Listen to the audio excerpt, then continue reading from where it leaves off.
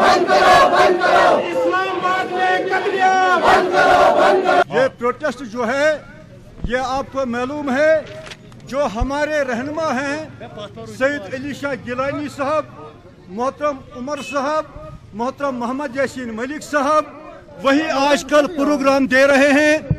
और हमने लोगों से पहले ही गुजारिश की है कि इनकी हल कॉल पर वो लब्बैक कहें और जैसा वो कहें।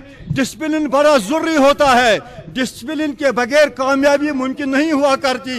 ये एहतजाज उन लोगों के हक में है और हिंदुस्तानी फौज के खिलाफ है जो हमारे नौजवानों को, जिनकी उम्र 15 साल से 25 साल तक है, का कत्ल आम कर रहे हैं।